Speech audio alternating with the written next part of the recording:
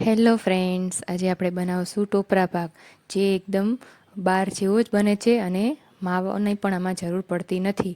તેના માટે અહીંયા એક પેનમાં 2 કપ જેટલું ટોપરાનું છીણ લીધું છે. તમે લીલા નાળિયેરનું પણ છીણ લઈ શકો છો. ઝીણું છીણ લીધું છે. એમાં 1 કપ જેટલી ખાંડ એડ કરવાની છે અને એને સારી રીતના ધીમા તાપે શેકવાનું છે.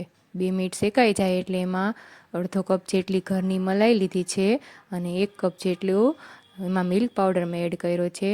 અહીં મિલ્ક પાવડર અને મલાઈ છે એ માવાનું કામ કરશે, એટલે તમારો એકદમ સરસ થશે તૈયાર ટોપરા પાક. હવે તેમાં 2 ચમચી જેટલું મેં ઘી એડ કર્યું છે અને 1 કપ જેટલું દૂધ એડ કરવાનું છે અને હવે એને 5 થી 7 મિનિટ હલાવવાનું છે, એટલે મિશ્રણ આવું એકદમ સરસ થઈ જશે. હવે થાળીમાં આપણે થોડું ઘી સ્પ્રેડ કરી તેમાં આ મિશ્રણને એડ કરી દઈશું અને સ્પેચ્યુલાની મદદથી એને ઇવનલી કરી નાખશું. તમે અહીંયા વાટકી અથવા ગ્લાસનો ઉપયોગ કરી તેને સરસ એકદમ લેયર સરખું કરી શકો છો.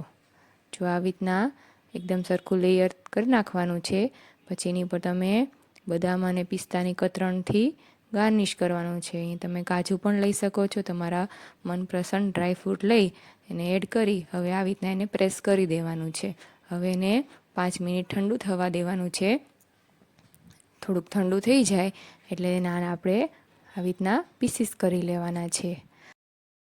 ચેક કરી લઈએ તો એકદમ સરસ બટકા પડે છે અને એકદમ સરસ એવો બહાર જેવો જ આપણો ટોપરા પાક અથવા તો કોકોનટ બરફી રેડી છે. જો તમને મારી આ રેસીપી ગમી હોય તો મારી ચેનલને લાઇક, શેર અને સબસ્ક્રાઈબ કરો.